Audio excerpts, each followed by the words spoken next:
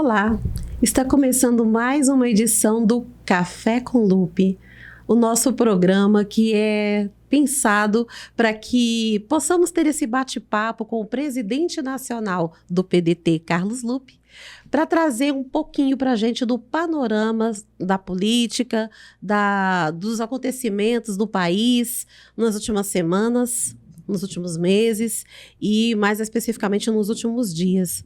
Tudo bem, presidente Lupe? Tudo bem, Elisângela. É bom estar aqui com você, com o nosso baiano, Wellington. Bom dia. O nome dele é muito chique, né? Eu chamo de baiano, que é mais simples, né? Mostra a natureza, de onde veio. É sempre bom estar com você. Estamos aí no final do ano, chegando, começando já desejando muita saúde, saúde e saúde. Porque com saúde o resto vem. Com saúde vem amor, com saúde vem trabalho, com saúde vem felicidade. Tudo depende da saúde. E estou aí à disposição para esse bate-bola. Final de ano, né? Muita coisa aconteceu em 2025 e dezembro parece que as coisas vão começando a ficar mais tranquilas, só que não, né? Tem muita coisa acontecendo pelo Brasil, no Congresso, leis a serem aprovadas, então hoje a gente tem bastante assunto aqui para conversar com o presidente Lupe, até para que a nossa militância, os trabalhistas de todo o Brasil possam estar atualizados em relação ao posicionamento do PDT, em relação a todas essas questões que estão sendo discutidas. E para começar, vamos começar do jeito que a nossa militância gosta. A gente está vindo aí de um encontro nacional que aconteceu lá no Rio de Janeiro com os nossos dirigentes e, pela primeira vez, com todos os nossos movimentos de base, que deu uma sacudida aí nos movimentos, que muita coisa foi discutida, muita coisa foi falada, muito alinhamento. Qual o balanço que o senhor faz desse encontro, presidente Lupe? Elisa, o balanço é muito positivo. Nós somos um partido que está completando esse ano de 2025, entrando em 2026, nós somos de 1980, 26 de maio de 1980, o PDT foi criado, então vamos completar 46 anos, ano que vem, no dia 26 de maio. Quer dizer, estamos na plena maturidade. E eu acho que é importante um partido como o nosso, que tem uma natureza popular, uma natureza de se inserir na base da sociedade, ter esses movimentos organizados funcionando para valer.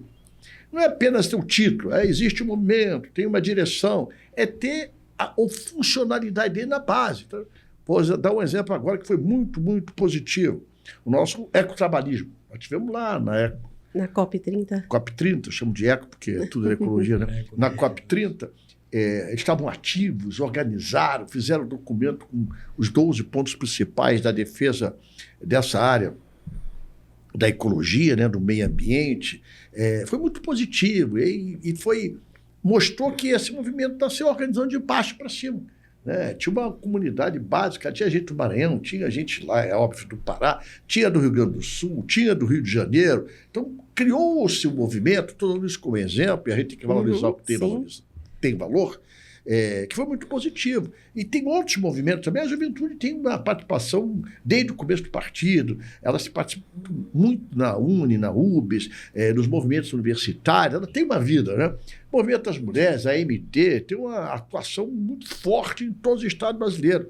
Estou dando esses 3 exemplos para dizer que nós precisamos cada vez mais ter os movimentos do partido, são mais de 13 movimentos, 14 movimentos, funcionando com uma base mobilizada. Né? Movimento negro, temos que enraizar esse movimento negro mais nas bases, que é nosso partido. Sim. Foi o primeiro partido a defender a causa do negro, a causa da mulher, a causa da juventude, a causa indígena. Né? O movimento indígena está se reestruturando muito bem, por sinal, tem uma delegação muito boa, tanto lá no Pará quanto no Rio de Janeiro, no nosso encontro nacional. O negro, o ecológico, a diversidade está se mobilizando de novo, conseguimos unificar todo mundo lá. Foi uma reunião muito boa. O comunitário, nós precisamos cada vez mais, porque tem muita cobrança. Esse movimento comunitário, o pessoal de favela quer fazer independente do movimento comunitário. Acha que tem uma divergência de ponto de vista, nós temos que ver como sanear essa divergência. O nosso Zezinho, lá da Federação da Favela do Rio de Janeiro, estava lá na reunião de segunda, que é a reunião do Rio de Janeiro, questionando isso.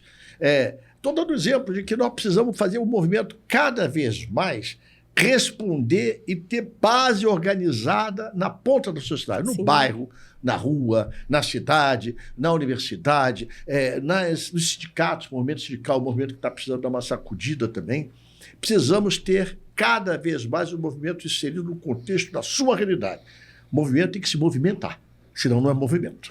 Ô, Lupe, deixa eu só fazer uma pergunta. Em relação aos movimentos, são portas de entrada para o partido e para o exercício do trabalhismo? É de porta de entrada e a porta do exercício da cidadania. Porque, Baiana, o movimento, ele em tese, ele está representando um segmento organizado da sociedade.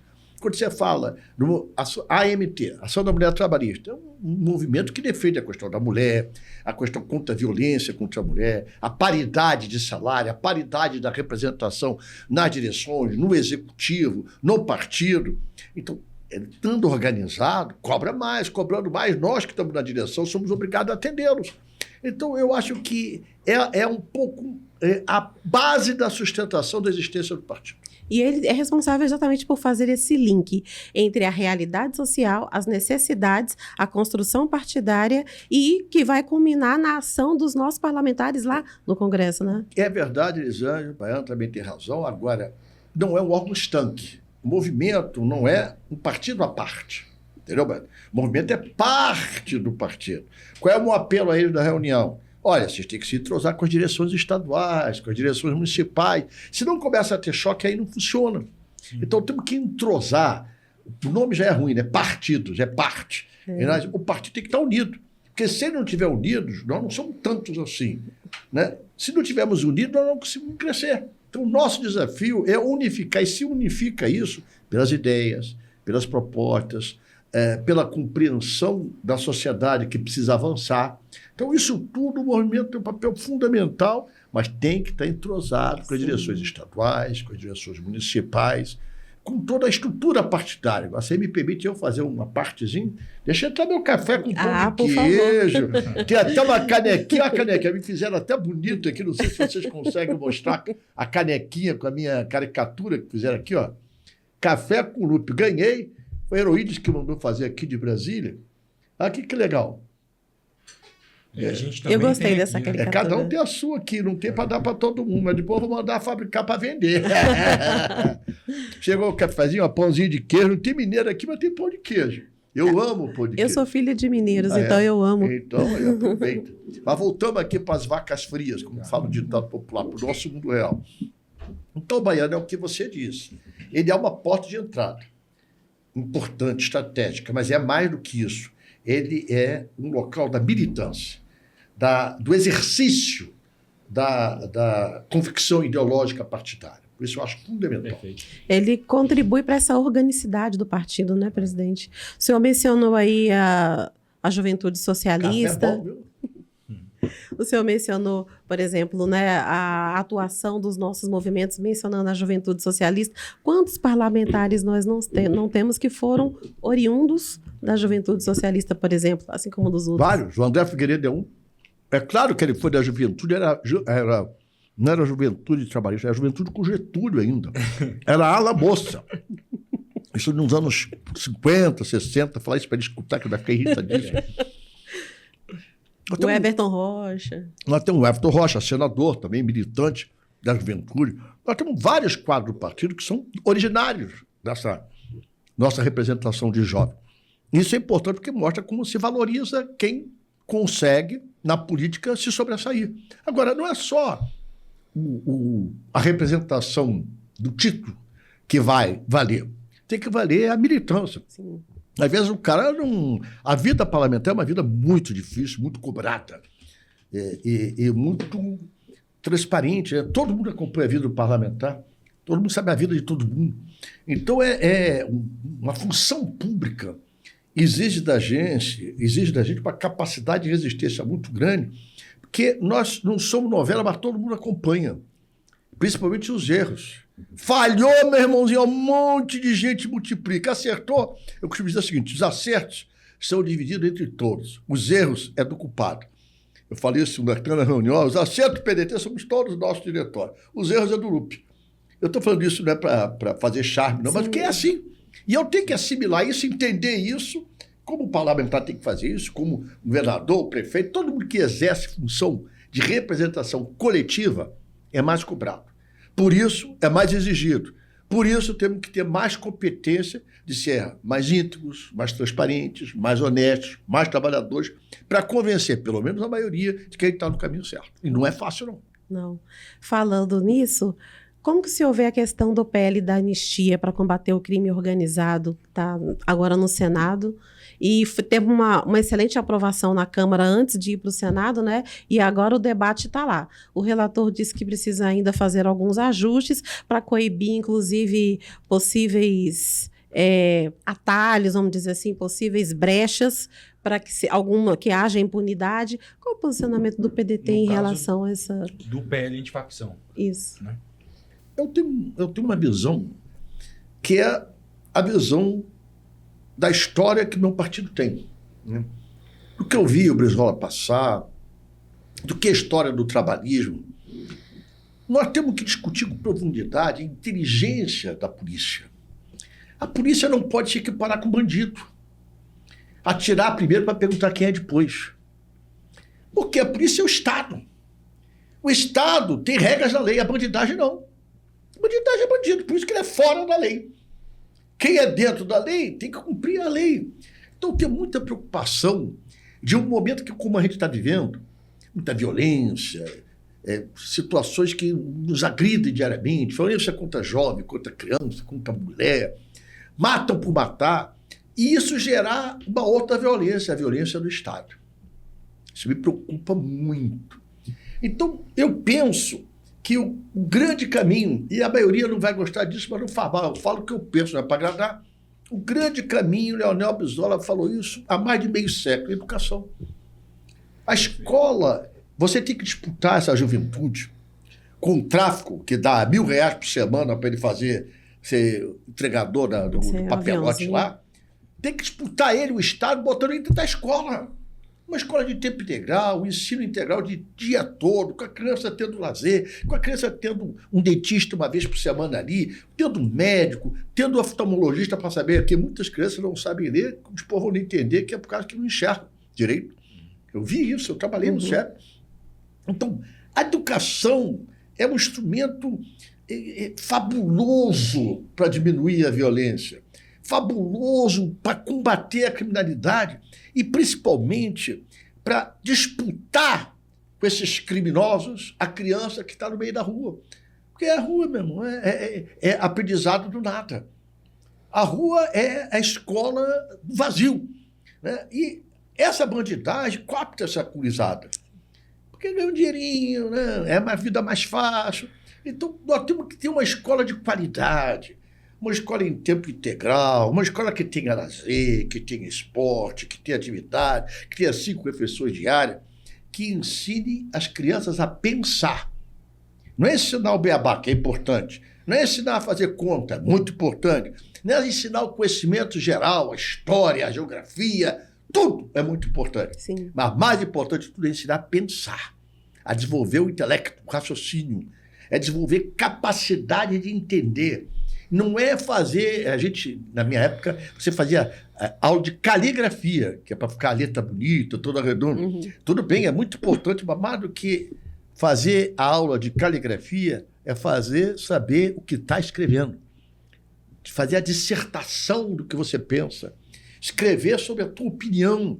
Então, essa disputa é muito importante. É claro que nós precisamos ter um rigor maior com as elites que comandam o tráfico pesado no Brasil. Porque tráfico é negócio. Viu, Baiano? Viu, ele? É negócio. Envolve muito dinheiro. E, normalmente, quem banca esse negócio do tráfico não está na favela. Não está na comunidade. Né? Por que essa polícia não age com nenhuma violência quando você tem em alguns locais nobres distribuindo droga em bandeja de prata? Ou será que só eu sei disso? Bandeja de prata com droga na classe alta brasileira. O porteiro impede a polícia de entrar, só com mandado de segurança. Sim. Tem que ter uma autorização judicial. Sim. Na favela, mete a porta, atira para dizer, olha, era traficante depois. Pois é, Lupe, justamente em relação a isso, como a legislação pode combater o crime organizado respeitando quem mora nessas áreas, porque são áreas de facções, mas também são áreas de moradores, né? É mais morador do que facção, né, filho? Sim. É estranho isso, a palavra correta. Porque As pessoas não moram lá naqueles lugares mais ígremes, mais altos, ou dentro dos locais mais distantes, por opção de vida. É porque não tem onde morar. Exato. É porque não tem opções ainda. Esse Minha Casa Minha Vida está melhorando muito. Mas as localidades que tem hoje para fazer o Minha Casa Minha Vida já são bem distantes do local de trabalho. Sim. Para pensar, as pessoas levam 1h30, 2 horas no trânsito para chegar em casa, no trabalho, e depois para voltar. Em média, o brasileiro perde 3 horas, em média, entre ir e voltar do trabalho. Quer dizer, o cara perde 3 horas de vida, de estar com os filhos, de estar com a família. Então, a pessoa, quando vai para essas áreas para morar, para conseguir o seu espaço, primeiro, é para conseguir, uma boa parte, não pagar aluguel. Uma outra grande parte tem que pagar assim mesmo. Segundo, como são lugares ígremes, de difícil acesso, a bandidagem toma conta e faz taxa de tudo. Tem a taxa da internet, tem a taxa da água, tem a taxa do lixo, não é a taxa do lixo do IPTU que vem lá, não. É a taxa para pagar a bandidagem. Além disso, virou um negócio que o tráfico, você acha que aquele morador ali daquela comunidade usa droga? O percentual usa. Mas a grande maioria que usa essa droga, que vai lá, é da classe média e média alta, que vai buscar. Então a gente tem que pensar isso no mundo real. Temos que agravar a pena para o tráfico. Eu falo isso sempre, repito toda hora. Al Capone, que era o maior bandido dos anos 30, 40, 50, dos Estados Unidos, chefe de uma máfia, como toda máfia italiana, só foi pego por causa do imposto de renda. Ninguém pegou Al Capone pela armadura, não tinha prova, não deixava rastro dos seus assassinatos, dezenas, centenas que fez. Como pegaram ele pelo imposto de renda? Porque começaram a ver, vem cá, esse cara de onde vem esse dinheiro? Como é que comprou tanta coisa? Como é que tem tantos bens? Então não é tão difícil rastrear isso. Agora não viu esse banqueiro aí que pegaram um monte de coisa aí irregular? Sim. Então é isso que tem que fazer. Tem que começar a usar, e por isso é inteligência. Inteligência é ter equipamento de filmagem. É inteligência, é você ter em cada região uma delegacia que preste conta do que aumentou de crime, o que diminuiu, online, na hora. Porque você controla trânsito assim nas grandes cidades. Está lá no Rio, em Niterói, nosso prefeito Rodrigo Neves, na sala dele, tem umas 30, 40 câmeras que sabem tudo que está acontecendo na cidade. Pode acionar rapidamente, inclusive, a polícia. Por que isso não pode ser feito dentro da própria comunidade para saber o que está acontecendo naquela comunidade? Nós vivemos Big Brother, a sociedade é um Big Brother. Todo mundo está vendo todo mundo. Então, usar a inteligência, usar a câmera, é fundamental. Ter uma legislação mais dura.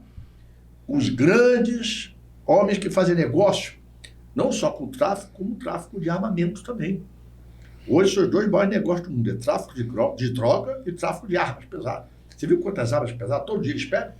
Sim. Ninguém planta na comunidade e aquilo nasce de uma plantação. Aquilo vem de algum lugar. Tudo isso é muito importante, mas mais importante que tudo é você olhar a próxima geração. É olhar como você pode salvar a criança daquele ambiente. Como pode tirar a criança de ser um intermediário do jogo, do tráfico, para ela estar na escola e ser o doutor de amanhã. Esse é o desafio de alguém que tenha sensibilidade. O nosso partido, o PDT, é um partido que tem como a sua essência principal, da sua filiação internacional socialista, eu sou um dos vice-presidentes lá agora, no Encontro em Malta, é o humanismo. A nossa diferença é o humanismo. O ser humano em primeiro lugar, a vida em primeiro lugar, o amor em primeiro lugar, as crianças com prioridade absoluta, o idoso com respeito à vida. A vida tem que ser valorizada. E o prazer de viver, as condições de ter uma vida digna. Violência é a miséria. É uma profunda violência contra o ser humano. Violência é matar sem saber o que você está tirando. O Estado tem que obedecer à lei, porque o bandido é bandido porque é fora da lei. Então, ter um bom senso disso, fazer uma legislação mais rigorosa, com todos que são presos como comprovadamente traficantes. Eu acho, eu sou mais radical nisso. Eu fiz na época de deputado, dos anos 90. O projeto de lei, é claro que não foi aprovado, chama pena de vida. O que é pena de vida? Eu, nesse projeto de lei, colocava que todo mundo, para ter direito ao alimento digno, as 3 refeições, tudo, tinha que produzir alguma coisa, tinha que trabalhar. Eu tirei essa experiência quando eu trabalhei um gasto chamado Fazenda Modelo da Prefeitura do Rio de Janeiro, que a gente aproveitava os presos que tinham uma aptidão para marcenaria, produzir cadeiras e mesas de sala de aula. que tinha eletricistas, todo mundo que tinha algum tipo de habilidade, até o que ajudava a construir a escola. Né? O mestre de obra, o ajudante, todos produziam e a família recebia o salário. Não era nem ele, era a família. Tinha um percentual que ficava para ele, mas 90% era a mãe, quando tinha esposa, quando tinha filhos. Então, ele produzia para a sociedade. Ele não podia ficar confinado, só pensando besteira. Sim. Entendeu? Tendo 1 hora por dia para tomar de sol e confina, ele não produz. Trabalha, porque o trabalho dignifica. O trabalho dignifica. E aí você pode pensar em alguns casos, não mais graves, não menos graves, de até ter atenuante de pena. Você pode ser. A pessoa pode ter vários tipos de crimes. Crimes, para mim, inafiançáveis, crimes que não podem ter diminuição de pena, são crimes contra a vida. Matou, estuprou, né? Crimes que são odientos, esse, para mim, tem que trabalhar o resto da vida produzido para ter alguma coisa para comer. Agora, tem outros tipos de crimes que a gente tem que avaliar o perfil, avaliar. Né? As pessoas podem se recuperar. Exatamente. As pessoas têm o direito de mudar a sua filosofia de vida. Então, eu tenho muita preocupação com toda a legislação que é feita no calor de um debate onde o oprimido, que somos nós, a sociedade é oprimida. Então, como é que eu vou falar isso que eu estou falando para vocês? Eu sei que vai ter muita gente que vai me xingar toda hora. Está defendendo, não é defender direitos humanos, não é defender direito à vida. Eu falei uma frase aqui que eu não tinha pensado e estou pensando nela mais. O Estado representa o quê? A lei. O bandido é o quê? Um fora da lei. Então você não pode ter o mesmo comportamento de quem está na lei, a polícia e do Estado. Tem que obedecer a lei. O bandido já é fora da lei. Então, se a gente não compreender isso, a gente não consegue encontrar uma saída.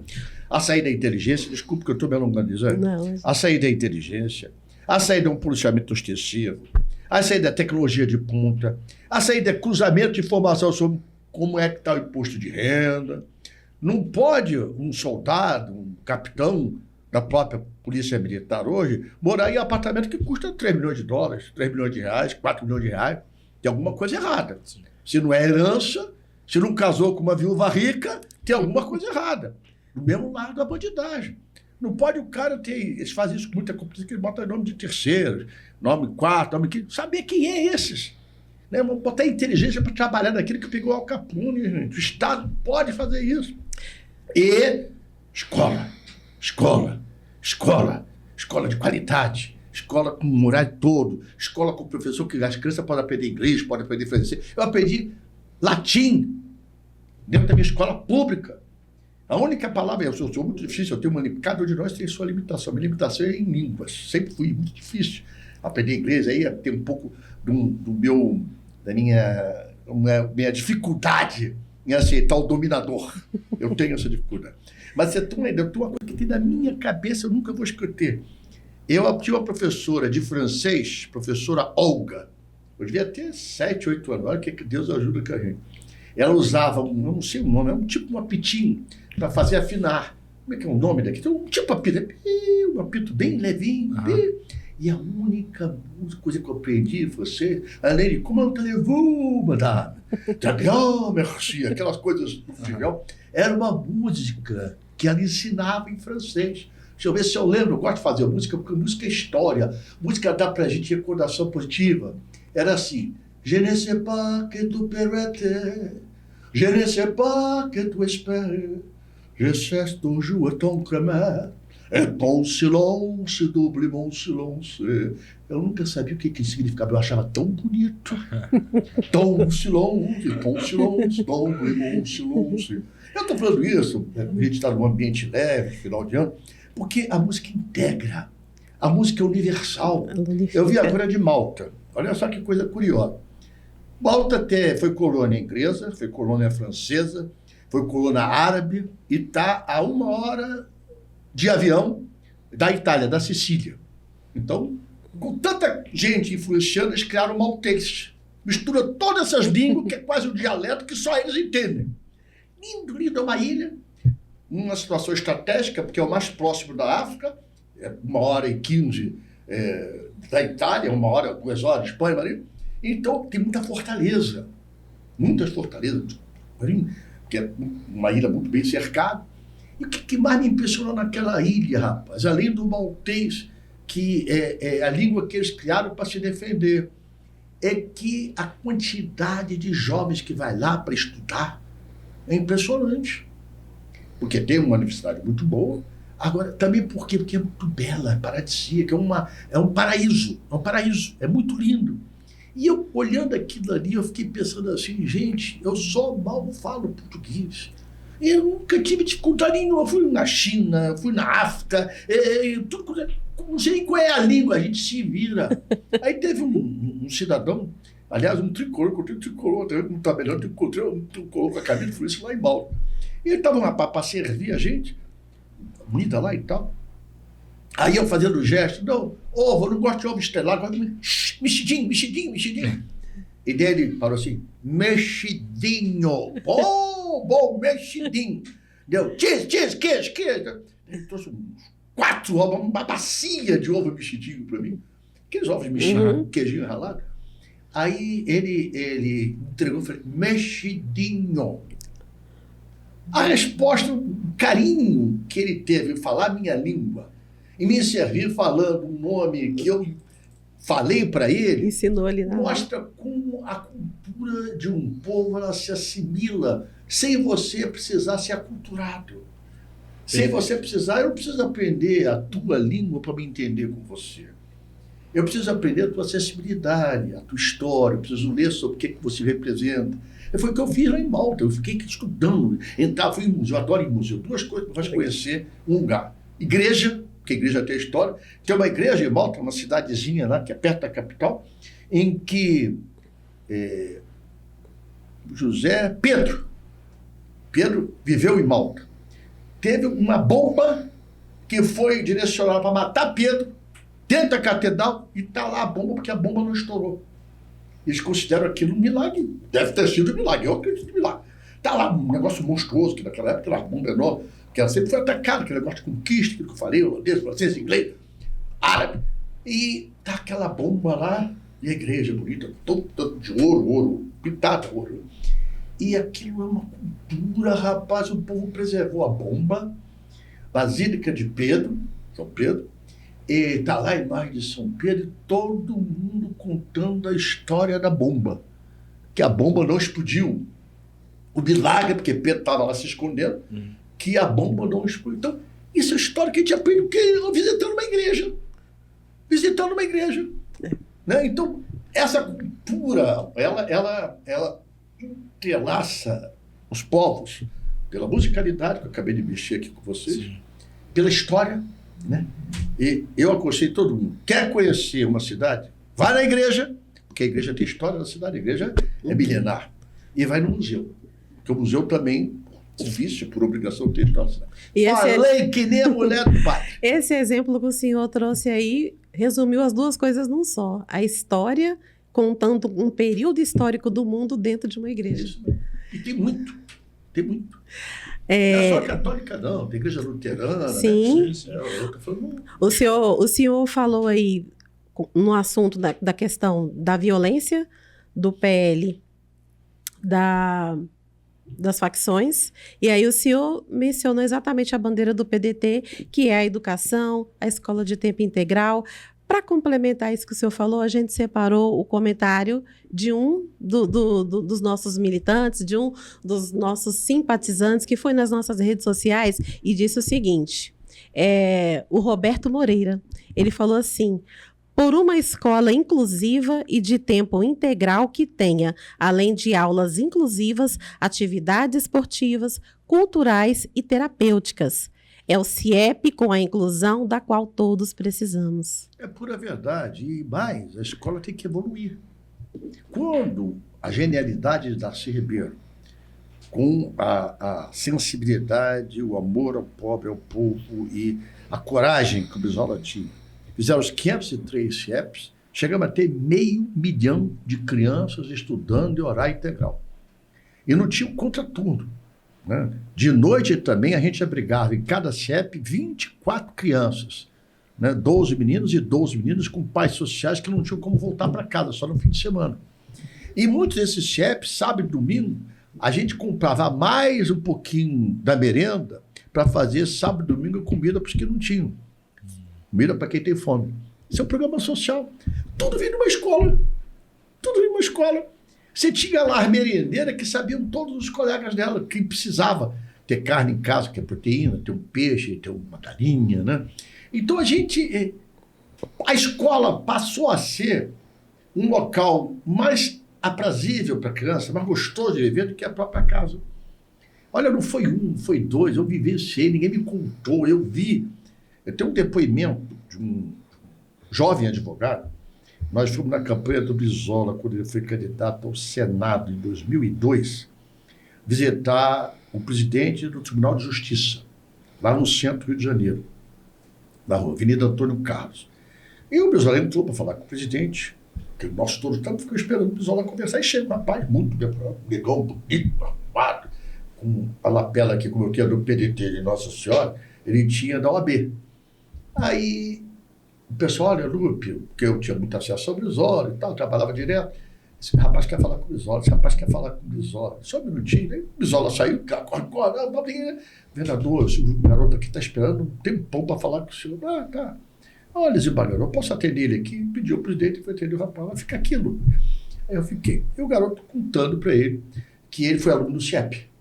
Olha, vereador, fui aluno do CIEP, morava lá, se não me falha a memória, Jacarezinho, que é uma comunidade da periferia, bem no centro ali, Beia, Jacarezinho, gente de dentro, ali em torno. E, governador, eu venho aqui, tirou a carteira do OAB do bolso para lhe entregar essa carteira. Mas, aquele jeito do Brizola, meu filho, como é que tu vai me entregar a tua carteira, meu filho? É tua, não, governador. Eu só consegui estudar e fazer minha faculdade porque o senhor me deu a oportunidade do CIEP. O Brizola ficou muito impactado, ele falou isso num mais emotivo. E chegou e falou assim, mas o que representa o CIEP para você? O CIEP não, Brizolão, que é a sua homenagem. Aí ele já, vereador, eu na minha infância, antes dos meus 7, 8 anos, eu estudava numa escola comum e quando chegava na metade da aula, na hora do recreio, eu saía, pulava o muro da escola para ir brincar e não voltava. Mas isso é um CIEP? Não. Quando o senhor fez o Brizolão, eu, no fim de semana, pulava o muro para entrar no Brizolão para ficar sábado e domingo lá na biblioteca estudando. Olha o que significa isso para uma criança de uma comunidade dizer que antes ele pulava o muro para ir para a rua, para jogar bola, e no fim de semana ele pulava o muro para ir para dentro da escola para frequentar a biblioteca. O Brizola ficou muito emocionado, ele fala uma frase que eu não vi. Vereador, o senhor está emocionado? As lágrimas, não, gaúcho não chora, lubrifica a vista. Nunca vou esquecer, gaúcho não chora, lubrifica a vista. Para ele não se entregar. Né? Isso é o retrato que o papel de uma escola na vida de um cidadão.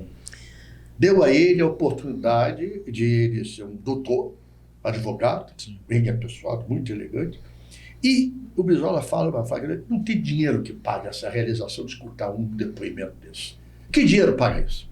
A gratidão desse jovem, o reconhecimento dele a uma escola e a um homem que criou a ideia de fazer essa escola dentro dessa comunidade.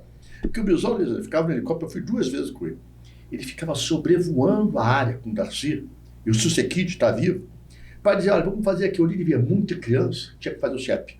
Via aquelas crianças jogando campo, vamos fazer aqui. Foi assim que foi escolhendo os locais. Desapropriava, era danado, velho, era danado. 503 CIEPs, se você reparar, todos os CIEPs, 90% dos CIEPs, estão onde tem um contingente grande de crianças, principalmente nas áreas mais carentes, precisando de uma escola de qualidade. Ou seja, uma estratégia pensada, calculada, justamente para poder levar... Engenheiro, né? Engenheiro tinha essa questão do cálculo sempre. E falando em números, vamos agora para um número um pouco triste, mas que também está muito recorrente na mídia e que também perpassa os pilares dos direitos humanos do PDT e da causa da mulher, que é a violência contra a mulher. Presidente, a gente selecionou aqui um número do Data Senado que mostra que 3,7 milhões de brasileiras sofreram violência doméstica só em 2025. E um outro número triste, esse é do Atlas da Violência, que mostra que 47 mil mulheres foram assassinadas na última década. E qual a solução que o PDT apresenta para índices tão Primeira altos. solução, aí sim tem que ter uma legislação muito forte para botar na cadeia esses vagabundos, esses covardes, o resto da vida. Para mim, isso aí tem que ser prisão perpétua. Eu sou contra a pena de morte. A prisão perpétua tem que ficar lá dentro. Tem que aprender a entender que aquele crime dele, muitas vezes por ciúme, muitas vezes por frustrações, muitas vezes pela embriaguez, muitas vezes pela doideira, né? Tem que aprender. Segundo, a mulher não tem que se calar.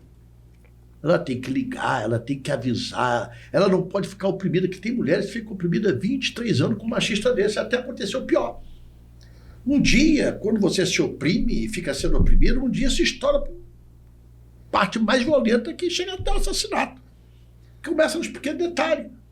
Começa a dizer, cadê a comida? Bota aqui, um tapinha, um cascudo, parece que é besteira. Não é não. Esse é o começo da gravidade do comportamento machista, desonesto e covarde. Legislação tem que ser muito rigorosa para isso. Segundo, nós do PDT, eu já pedi ao Fábio fazer isso ao vivo, que ele vai ver daqui a pouquinho, e para a gente preparar no site do PDT uma campanha educativa de como a mulher precisa fazer para se defender. Porque a mulher não pode esperar acontecer. Todos os indícios que a mulher tenha de um comportamento de violência contra a sua integridade física, sua integridade moral, seu direito de viver, seu direito de falar, seu direito de se expressar, seu direito constitucional como ser humano, ela tem que denunciar. Ela tem que saber o que é isso. Ela tem que saber o que ela pode fazer e como ela precisa fazer para pedir socorro sem ficar exposta, porque muita mulher tem medo. Sim. De denunciar e depois nada acontecer e ela morrer, ser espancada, né? Uhum. Então nós vamos começar uma campanha, foi muito bom você falar isso. Fabão, você está me escutando, Paulo também. Nós temos que ter uma janelinha na página do PDT permanente para ajudar a mulher a elucidar, a esclarecer o que fazer na questão de existir qualquer tipo de violência, que a violência é moral, é psíquica e chega no pior momento, física. Mas ela é uma escalada. Uhum. Começa com uma coisa pequena, vai até chegar à violência física. E mais uma vez isso volta para a questão da educação, né? Porque a gente também entende que muitos desses casos, como o senhor bem mencionou, perpassa a questão social, Claro. né? Uma coisa que já faz parte inerente à nossa cultura. Cultural. Você tem toda razão, porque a cultura machista, ela existe desde a formação da humanidade. É o chefe de família, é o provedor, eu me lembro desse termo, acho horrível. Provedor que dá o provimento. É o responsável pelo... necessidades, o alimento. Então eu falei, tá bom, carapado, vamos pensar com esses machistas aí, tá bom. Você compra arroz, compra feijão e compra carne. Quem vai fazer a comida? Entendeu? Eu estou falando uma coisa bem do dia a dia, do concreto. Os caras são burros. Eles sabem que não vai comer a comida crua e não sabe. Raros são os que sabem, né?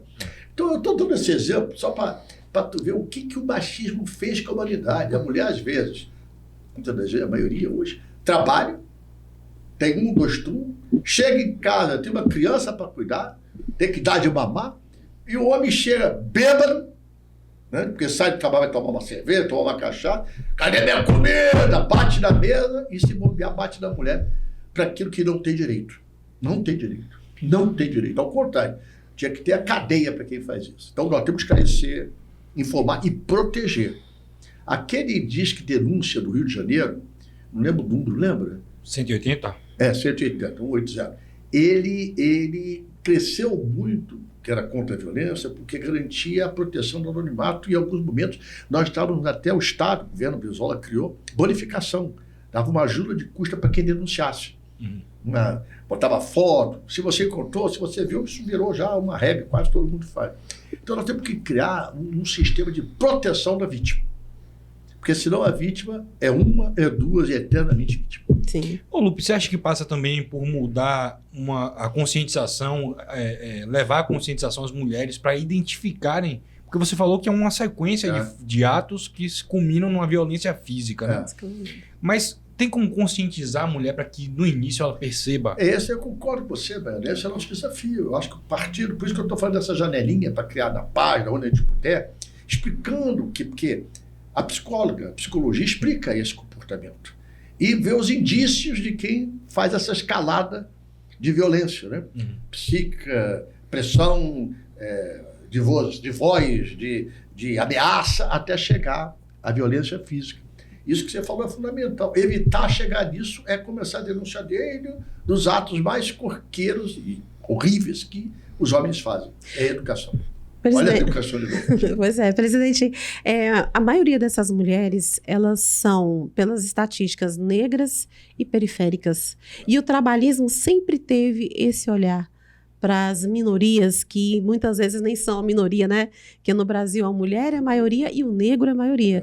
Mas ainda entra, né, na classificação como minorias, que teve esse olhar especial do trabalhismo, né? Como que o PDT pode atuar hoje para ser também esse fomento social a começar dentro do partido? Isso, além disso que a gente falou no final aqui na conversa com o Baiano, de ter a escola como instrumento, porque a escola tem que ensinar a cidadania. Sim. E tem que ensinar a cidadania desde os primórdios. Desde que a criança sai do ventre da mãe e vai lá para uma crechezinha, começar a valorizar que a pessoa, não existe pessoa bonita e feia. Existe coração bom e coração mau. O que tem que valer é o caráter, não é a cor, não é a raça, não é a fisionomia. Então, a escola é fundamental em todo esse processo. E como você falou, na periferia, nas comunidades carentes, contra nossos irmãos e irmãs negras, é pior. Por quê? É onde está mais forte a ignorância, infelizmente. É onde você não tem uma escola de qualidade. É onde o tráfico domina, as facções dominam, né? Você, raras vezes, vê uma mulher chefe de facção miliciana, facção de criminosos. É tudo homem. É tudo homem. Né? Homem, para mim, fiasco, né? Dizer que essas desgraças são homens já é um abuso da sociedade. Esses vermes que a sociedade tem. Vermes. Chefe de facção, para mim, é verme. Então, você quase não vê, se vê, são pouquíssimas mulheres entrando nisso. Uhum. Então, isso já mostra o sinal de como a sociedade também, até no comando dessa desgraça, é machista. É o homem que domina, é o homem que tem a arma, é ele que ameaça, né? E nas áreas carentes, periféricas, normalmente os caras também tomam uma manguaba demais, né? Exagera na cachaça, chega em casa e desconta na família a violência que ele sofre no trabalho, né? A exploração que ele sofre no trabalho, trabalhar demais, esgotado. Aí a mulher paga pelo que ela não fez. Não sei se é um ciclo, entender. né? Sim. É o retrato real. É o mundo real que a gente precisa se organizar para entrar. Tem muitos trabalhos hoje, muitos mesmo, com organizações não governamentais, que entram nas comunidades para crescer, para informar, mas até essas ONGs são discriminadas também. Sabem que é para isso, a bandidagem lá cria embaraço para fazer, mas temos que fazer. E aqui no PDT? A gente fazer o nosso núcleo de base, né? Os nossos instrumentos de base da sociedade, diretórios zonais, núcleo de base, movimento, ajudar a inserir isso na informação, no contexto, principalmente das comunidades carentes. Perpassando, inclusive, as candidaturas femininas. Claro, fundamental. Porque a mulher tem muito mais sensibilidade e é quem primeiro sofre. A Célia Romero fez um comentário, já caminhando para essa questão do Trump, candidatura de Flávio Bolsonaro, anunciada aí recentemente. Irreversível. E irreversível foi a palavra que ele usou. A gente entende que esse irreversível, ele também é uma cutucada interna dentro da própria extrema-direita, que está esse racha ali, né? Ele não sabe o significado dessa palavra em português. Ele não sabe nem o que ele está falando. O Trump, eu falei isso lá no Internacional Socialista, na presença de vários chefes de Estado, mais de 160 países representados, o Trump é o mal da sociedade moderna. Se você pode sintetizar a minha opinião, eu assumo a minha opinião, tá? Alguém que possa sintetizar tudo o que não é ruim, que é nocivo, que faz mal para a sociedade mundial, é o Trump. É o homem que alimenta a guerra, é o homem que alimenta a discriminação, é o homem que é contra todo tipo de produção do trabalho dos sul-americanos, deportando os nossos seres humanos, e todo dia inventa uma guerra para fazer, porque é onde ele ganha dinheiro. É um homem bilionário. Então ele, para mim, sintetiza o mal que o mundo tem hoje, personificado num dito o ser humano, que para mim é um ser desumano. Essa questão do Flávio Bolsonaro é estratégia, eles querem negociar, eles querem conseguir ontem a votação, uma parte, diminuir pena, para ver o pai livre, está sendo hospitalizado hoje, disseram que ia operar de novo, ele tem uma saúde boa. Eu não discuto mérito. Seguinte, quando a gente não concorda com a decisão da justiça, recorre. Eu não sou jurista, então não concordo, recorro. Depois que tem a decisão tomada, já era. Sabe o que, que vai acontecer com essa decisão de ontem, de madrugada? O Supremo Tribunal Federal não vai deixar isso em branco, você vai ver. Daqui a pouquinho vai vir uma reação do Supremo, ainda vai para o Senado. Se o Senado tiver juízo, dá uma parada, baixada de bola, deixa passar o ano, vai conversar para ver, porque não é só o Bolsonaro que vai ter uma série, tem muitos bandidos bravos que vão entrar nessa nova legislação, essa nova regulamentação do tempo de pena. É grave isso, porque tudo que você faz para beneficiar alguém com uma lei mostra que é uma lei arbitrária. Uhum. É uma lei feita não pensando na instituição, sim, não pensando na sociedade, pensando numa pessoa. Não está a favor, recorre. Tem mais recurso, tem embargo. Bom, fez o crime, foi punido pelo Supremo, tem que cumprir. Qualquer cidadão. Eu, o porteiro, o dono de uma grande indústria, todo mundo é igual perante a lei. Decidiu, tem que, para se discordar, é um direito de cada um. Não vou discutir. Agora, decidiu, não tem mais recurso, tem que cumprir a pena e acabou. Você acha que a direita está desarticulada, Lupe? Não acho não, rapaz. Eles são perigosos pra caramba. Eles podem estar um pouco divididos. Né? Isso pode acontecer porque une a direita, o capital, o dinheiro, sim, quem banca. Né? Por isso que é uma disputa desigual. Eles têm mais de 200 deputados federais muito vinculados a ele. O que une a direita? A tese de costumes e falso moralismo. Tudo falso ali. Né? Eu me lembro que o Bolsonaro, da campanha, falava assim: eu uso o dinheiro da minha verba de gabinete para comer mulher. Com esse tema. Está gravado. Exatamente. Se vocês acham que eu estou mentindo, é só ver. E nada, tudo jóia. Está ótimo. Fala um de nós isso para tu ver o que acontece com a gente. Tudo bem. Então, é o apogeu da ignorância. E as pessoas se identificam. Essa parte da sociedade se identifica. Falso moralismo. Como é que alguém pode entender 700 mil pessoas morreram com a pandemia? Muitas dessas morreram porque não deixou chegar a vacina. Você lembra que ele fazia isso? Na televisão. Tá tudo bem? Tá tudo bem. Nunca foi evangélico, nunca foi religioso, não faz de que tem ódio. Como é que alguém que é cristão tem tanto ódio no coração? É ódio, ódio, ódio, vingança, raiva, destruição. Racismo, homofobia. Como é que pode isso, gente? E as pessoas, uma parte, acreditam. E o senhor acredita que esse cenário favorece essa candidatura pré-anunciada do Flávio Bolsonaro? Não. Não, porque ele, o Bolsonaro, é o Judas de cada momento. Né? A sociedade tem disso. A sociedade tem disso. Já elegemos o Collor. Era mais culto. Muito mais abastado, o cara que estudava. Mas é aquela mesma vertente de pensamento, né? A mesma linha de pensamento. Então, ele representa, infelizmente, parte da sociedade que se identifica. Sim. Vê um Bolsonaro uma espécie de alter ego. Adorei essa palavra uma vez. O alter ego é quem pensa por você. Sim. Você identifica a pessoa. Né? E acho eu que não tem mal que não venha para bem. Até o mal que ele representa vai servir para as pessoas entenderem que é tão mal que não pode se repetir. Entendeu? Porque tem uma... Lacerda, foi governador do Rio de Janeiro, era um homem de direita. Mas era um homem de direita culto. Era um homem de direita que respeitava. Tanto é que foi caçado também. Ele foi a favor do golpe de 64 e depois foi caçado em 68.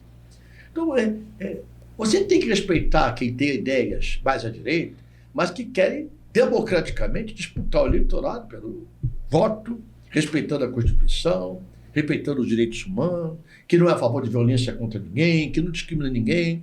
É uma direita de concepção de vida. Eu chamo, é o mercado. É um pessoal falando do mercado, do sistema financeiro. Eu combato, eu sou contra, mas tem que respeitar, estão ali. Outra coisa é esses caras que usam a falsidade, a mentira, a hipocrisia para enganar a população até o dia que ela vai acordar. Ela vai acordar. Falando em falsidade e hipocrisia, o tarifaço do Trump e os seus desdobramentos até aqui, o senhor acha que a gente teve uma vitória? Eu acho que estamos começando a ter. O presidente Lula é um homem muito experiente, um negociador, um sindicalista, né? Então, para mim, o Lula de relações internacionais é muito melhor do que relação a Lula da relação nacional.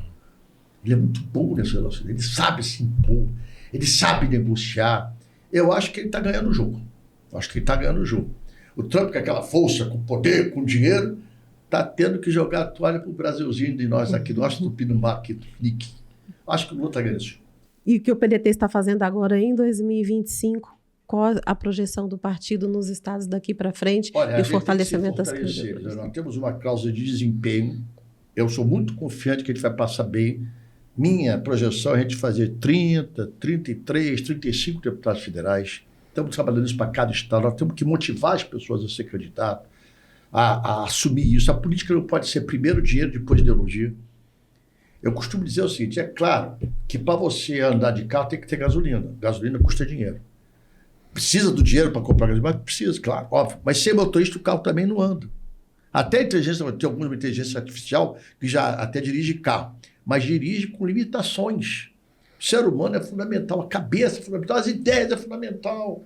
Ninguém pode estar no partido político só por causa do fundo eleitoral, partidário. As pessoas têm que ter fundo ideológico para estar no partido.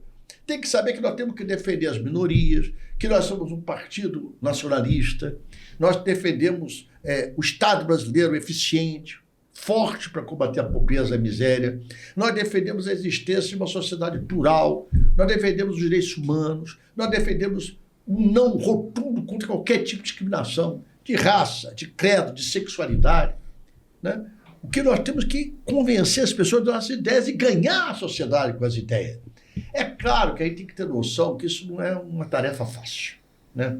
Getúlio foi o único presidente da história do Brasil que deu a vida para impedir um golpe. Em 54, 24 de agosto, quando ele suicidou-se, já estava preparado o golpe para tirar ele do poder. Demorou 10 anos. Aquilo aí é uma lição. Era o mais importante líder político, presidente da República, votado pelo povo, maioria esmagadora. Deu a vida para mostrar à população que aquele sangue que ele derramou servisse de exemplo no combate a todo tipo de autoritarismo, de ditadura, de ódio, de perseguição, inclusive contra os americanos que estavam com as frotas querendo invadir, sobretaxando o café brasileiro à época. Então, nós temos que ter concepção do que nós somos, as ideias que representamos, para ir sentando no partido, lutar para ter espaço partidário, lutar porque é preciso de mais recursos para fazer campanha. Tudo é legítimo, tudo é natural, né? Agora, desde que tenha ideias. E é essa o nosso grande desafio. Não é fácil.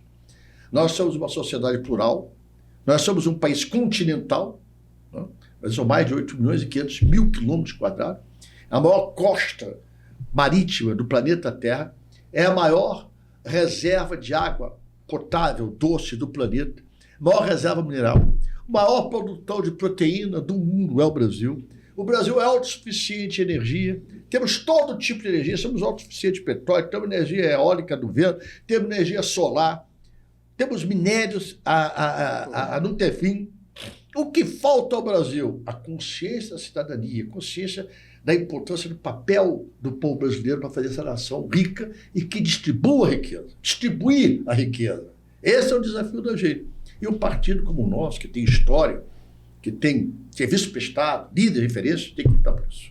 Mas o senhor falou aí em consciência, falou em mostrar para as pessoas, né, trazer essa consciência acerca das nossas ideologias, para que as pessoas que se filiem ao partido sejam atraídas por entender qual que é a nossa causa, o que o trabalhismo defende, e isso vem para um outro dado que a gente tem. Não é um dado redondo, não é um dado exato, mas é cada vez mais crescente o número de jovens que estão ampliando o debate político nas redes sociais, muitos com pensamento trabalhista, alinhados ao trabalhismo, sem muitas vezes até entender que a visão deles é trabalhista. Mas também, por outro lado, muitos jovens ali aguerridos, brigando com o discurso, esse discurso reducionista, raso, da extrema-direita, influenciados pelos youtubers da vida, pelos influenciadores. Elisângela, isso é um fenômeno da sociedade moderna. Rede social. Rede social foi um grande passo positivo para quebrar o sistema monopólio de comunicação. Ele criou a pluralidade. Todo mundo tem uma página, uma rede, tem 1 milhão de seguidores, 2 milhões, é uma coisa impressionante isso. Mas também ela criou um sistema que cria os falsos profetas. Cria fake news como regra. Cria o que lacra. Vai lacrar. Né? Bota uma melancia no pescoço, sai nu, fala uma besteira durante 30 segundos, lacra. É isso que a sociedade é. A descrença na política está levando as pessoas a cortarem mais no grotesco. Né? Vocês se lembram que, por exemplo, lá no Rio de Janeiro, o Macaco Tião chegou a ter mais voto que o candidato a governador. Não é de hoje, tem meio século, quase 40 anos atrás. Então sempre teve isso, só que a rede social, ela criou um mecanismo que está anulando a capacidade das pessoas pensarem. Quando você vê uma fala, quando você entrar num sistema de qualquer ele, que seja de rede social, você tem que parar para pensar o que aquele cara está falando, o que está atrás daquilo, o que representa o objetivo dele. Então a rede social é um grande bem na democratização da informação, mas um grande mal pela desinformação, pelo fake news, pela mentira, pela enganação que se faz com a sociedade. Mente muito pro povo. Muitos personagens, sabe? Cara, não é aquilo, é tudo falso. Muita gente que eu vejo tem 10 milhões de seguidores, 1 milhão de seguidores, quando você vai ver, tem nada. Sacudir, aquele saco tá vazio. Não tem uma ideia. E as pessoas olham aquilo, a política é tudo igual. Não é não, Baiano. A política nada mais é do que reflexo da sociedade. A política está é porque a sociedade está. A política não tem valores, é porque a sociedade também não tem. Quando você vê irmão, matar irmão. Agora, outro dia, todo no jornal, filha matou a mãe para ficar com o dinheiro da mãe. Matou. Mãe, idosa. Então, isso é sociedade. Você quer? Vai querer o que aqui no parlamento seja de Marte? Tem uma parcela considerável da representação dessa sociedade toda. E tem muita gente boa. Sim. E tem muita gente boa fé. Só que, infelizmente, os bons não têm multiplicação grande nas redes sociais. O que bomba, o que lacra, é notícia ruim, é desgraça, é sacanagem, né? É coisa que engane. O que eu posso fazer? É a vida. A gente persiste, resiste, insiste e nunca desiste. O senhor falou da nossa participação lá, da participação do senhor na Internacional Socialista. O que o senhor traz assim, para a nossa militância compreender a importância do que foi discutido lá? Para mim, a maior importância é a reafirmação da autodeterminação de cada povo. Nós somos brasileiros. Nós não podemos aceitar que ninguém invada o Brasil e o direito do Brasil escolher o seu próprio destino. Bolsonaro ganhou a eleição, ganhou. O que nós fizemos? Quieto, ficamos. Ganhou, temos que respeitar a vontade do povo, ele governou 4 anos. Depois o derrotamos no voto. Isso é democracia. Isso é respeitar a autonomia de cada povo. Eu não entro na discussão do que é o governo da Venezuela. O que eu entro na discussão é que os Estados Unidos não têm o direito de botar um monte e matar as pessoas, pode dizer que, como ameaça, é invadir a Venezuela. Eram traficantes, quem garante? Sim. Mataram, explodiram, foi para água, os tubarão comeu, nem tem ali, ninguém sabe quem é quem. Está errado. Né? Você tem que combater um sistema que você não gosta pelo voto, pela democracia, pela transparência. Então, o que mais me deixou assim, satisfeito, feliz em ver a reafirmação do nosso compromisso com a autodeterminação de cada povo. Nenhum país tem direito a oprimir outro país. A Internacional Socialista tem como base principal da sua existência, como já falei aqui, o humanismo, a paz, contra qualquer guerra. Nós temos uma nota, já tem tempo, eu fui até intermediário de uma negociação lá, nós queremos a existência do Estado da Palestina e a existência do Estado de Israel. Todos têm direito de existir como Estado. É um absurdo não ter. Absurdo é matar para valer a força, em vez de valer o direito ao cidadão querer viver onde ele quer, falar a língua que ele quer, se juntar com quem ele quer. Então, a autodeterminação de cada povo, para mim, é a consolidação de uma visão histórica muito importante. Que bom. Então, Para dar a oportunidade de eu falar um pouquinho mais aquilo que está no coração do senhor, vamos fazer um ping-pong? Vamos, antes um cafezinho novo aqui. Traz aqui, meu tricolor. Só para provocar os vascaínos, o Fluminense vai ganhar amanhã do Vasco, hein? Vamos ser campeão da Copa Brasil. Eu vou lá assistir, sou tricolor, sou tricolor de coração, sou do clube tantas vezes campeão. Ficou feliz? Fascina pela sua disciplina, o Fluminense me domina. Eu tenho amor ao tricolor. Vai ter um monte de flamenguista me xingando aí. Ficou feliz com a vitória do Flamengo? Claro, o Flamengo não. Eu fico só feliz com a vitória do Fluminense. Essa O Flamengo Flamengo. que eu posso fazer. Porque eu pensei que Ganhou o tem um grande- Brasileirão, ganhou o Libertadores. Ganhamos tudo. Quem muito tem, nada quer. Cuidado, vocês estão ganhando demais. Deixa a gente ganhar um pouquinho também. Mas a gente passou tantos anos também na amargura ali. O Flamengo tem um grande time, um bom técnico. Trabalhou para Conseguiu- isso, né? Trabalhou para isso, não é só não. O Flamengo conseguiu portar um plantel e ter uma receita de uma torcida monstruosa, né? A maior do Brasil, uma das maiores do mundo, e que se autofinancia.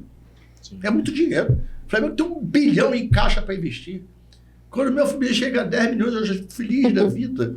Né? E nós somos ali. Você sabe que o Flamengo surgiu como parte do Fluminense. Sim, Era Clube de Regatas Flamengo. Ele não tinha um time de futebol. sim. O Fluminense, à época, era um pouquinho racista, é verdade. Um grupo de jogadores negros saiu do Fluminense para fundar o futebol do Sim. Flamengo. Então, o Talvez Flamengo seja nada mais é do que um filho do Fluminense. E um filho que se volta contra o pai, olha aí. Na verdade, ele não se voltou contra o pai, ele só superou o pai. Não é o desejo de todo pai. Deixar o pai viver mais feliz um pouquinho. Tá certo.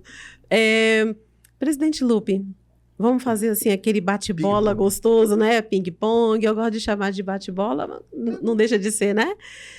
Diz pra gente um valor que o senhor não negocia. Minhas ideias. E o momento mais surpreendente de 2025? Essa questão do INSS, essa fraude, eu juro por tudo que é mais sério, eu não tinha ideia de que existisse isso. Da Uma dimensão. máfia dentro do INSS para roubar a aposentagem de pessoas. Não tinha ideia. Acredite quem quiser. Fiquei lá 12 horas sentado na CPMI, 187 depoimentos, sequer citam o meu nome. Não é dizer, um dia eu tive, eu vi, nunca teve, nunca vi ninguém. Então eu nunca tive nada, agora me impactou como podia aquilo estar aí há anos, né? Já tem mais de 20 anos que tem. Sim. É um grupo de dentro da instituição, não é a maioria, é um grupo dentro da instituição, que se organizou com instituições maléficas, chamadas privadas, uma parte considerável, não todas também, para roubar. Eu não tinha nem ideia, porque se não chega ao ministro de Estado, como é que o ministro de Estado vai saber que tem um desconto de um aposentado lá em... É muito operacional, né? Não tem, é de dentro. Isso foi um desgosto tremendo no meu coração.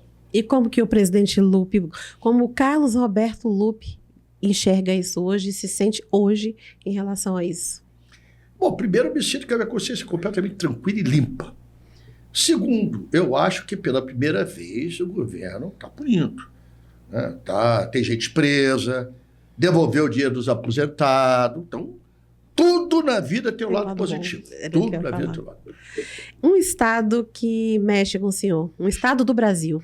E aí você me bota, cara, eu gosto de tudo. Eu adoro o Pará, adoro o Ceará. O meu Rio de Janeiro é o paraíso do mundo. Cada estado brasileiro tem uma característica diferente. Sim. Mas eu tenho, assim, se eu escolhesse lugar para morar fora do Rio de Janeiro, seria o Ceará. Eu adoro Fortaleza, tenho uma paixão por Fortaleza. Não quer dizer que eu não tenha problema, eu tenho uma identificação maior. Sou Bacana. sincero em dizer. Tem um Nunca hábito... vou fazer fake news, eu falo o que eu penso. O senhor tem um hábito de fim de ano? Tenho tempo com a família, desde o guri. Então, alguns hábitos que eu tenho desde o guri também, ir na praia, né? Molhar a mão, molhar a cabeça, botar uma rosinha branca. Né? Eu gosto do mar, eu gosto da água, eu gosto de pedir bênção.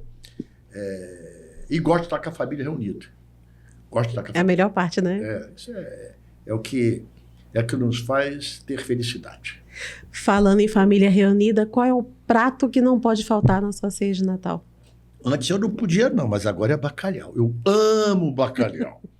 Na minha infância eu não podia, não tinha condições. Mas a partir do momento que eu tinha condições, um bacalhauzinho, minha mulher faz um bacalhau maravilhoso. Ela faz uma torta de bacalhau com batata A batata, tipo pirê de batata, bacalhau bem mesmo, mais bacalhau que pirê. Um azeitinho em cima com arrozinho branco. Jesus de Nazaré! É para pedir bis antes de comer. Eu já fico babando aqui. Eu já fiquei. E o senhor tem nenhuma mensagem de esperança para esse Natal, para os trabalhistas? A gente sempre tem que ter. Você sabe, agora o nego vai me xingar, deixa eu xingar. Mas eu gosto que me enrosco. E a minha mensagem vai vir através da música. Né? Eu era fã, sou até hoje, da Clara Nunes. Era uma cantora que eu tinha uma paixão. Ela quebrou vários tabus, foi a primeira mulher a cantar samba enredo. Foi a primeira mulher a vender mais de 1 milhão de discos. Na época, discos de Dividir. disco vinil, né? A primeira mulher a bater Roberto Carlos em execução. E ela gravou uma música de Nelson Cavaquinho, que é tudo que eu identifico que eu quero para o ano de 2026. É mais ou menos, eu não canto, eu sei letra, é diferente.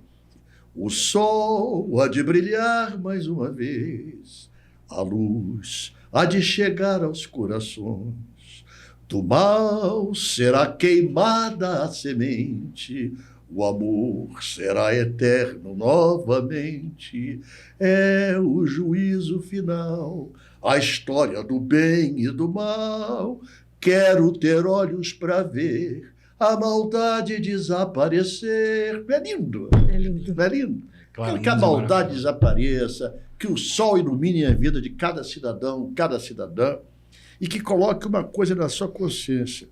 Mais do que qualquer bem material, o que traz a felicidade é fazer o bem, sem olhar quem. Isso é que traz a felicidade. Verdade.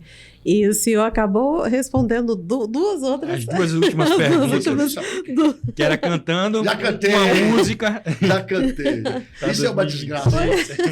O Biro da reunião de diretor, eu não aguento o Lupe. Quando faz campanha, o Lupe vai de trás, ele canta umas 30 músicas, e o pior é que ele sabe a letra toda, mas é um horror, ele canta muito mal. É verdade, mas o que eu gosto. É uma terapia. Tem um repertório de cabeça aí. É uma terapia. Para mim, você não conhece, é terapia. Sabe que eu vou em ambiente, vem a música para aquele ambiente. Agora você gosta do som, vem aqui, porque você falou, eu não sabia que você não falou nada, quer perguntar. E eu vi a música, eu acho linda, acho linda, acho linda. Pois é, a gente ia perguntar um desejo para o PDT em 2026 e, se pudesse escolher uma música para impulsionar o PDT em 2026, qual seria? Aí o senhor anunciou. Já cantei. Mas aqui eu quero lembrar, eu vi um filme sobre as conquistas de Roma Antiga. Né? Então, Alexandre o Grande, que foi um imperador muito corajoso, muito vitorioso, ele, para conquistar a Mesopotâmia, até chegar lá, ele fez várias etapas de vitórias menores. Né? A cada vitória menor no sentido do tamanho, né, da conquista, ele reunia os generais, eram 12. O principal era Ptolomeu, que ficava do seu lado direito, mandava servir um almoço bem abastado, colheres de prata, taças de ouro, e tomavam vinho com as jarras de ouro, todos os seus generais juntos, antes da próxima batalha, da seguinte batalha, e brindavam. E ele sempre fazia assim, vitória, e todos eles, vitória. Mais uma vez, vitória, todos eles, vitória. E na terceira vez, vitória, e todo mundo, vitória. Primeira, segunda, sempre ganhando. Ptolomeu, que era o braço direito dele, chegou assim, mestre, comandante, Alexandre o Grande, por que vitória 3 vezes? Sempre repetia 3 vezes, vitória, vitória, vitória. Aí todos os generais em silêncio, que todo mundo tinha curiosidade, mas ninguém tinha coragem de perguntar. Em silêncio, ele olhou, pegou o vinho. Eu falo alto 3 vezes, porque às vezes os deuses estão surdos. Então, ano 26, vitória, vitória e vitória. Vitória. Maravilha. Então, deixa pra gente um recadinho especial para a juventude. Jovens, rebelem. Jovens, não se acomodem. Acreditem nos seus sonhos. Acreditem que cada um de nós nasceu para vencer. Só depende da gente. Quem está falando com vocês é o ex-jornaleiro, o ex-família. Já fui ministro de Estado, já fui secretário de Estado, já fui deputado federal. Agora sou presidente, que é a minha maior honra do partido que eu amo, que eu ajudei a criar. Por que eu consegui isso? Eu sou melhor que ninguém? Não. Agora eu sou persistente. Eu resisto, eu insisto e nunca desisto. Não desista do seu sonho. É o que vale a vida. Concordo. Obrigado. Saúde para todos. Obrigado, Lupe. E até Se Deus 2026, quiser. quando vamos ter mais uma edição do programa Café com Lupe. Com vitória, vitória e E vitória. vitória. Até a próxima. Tchau, tchau.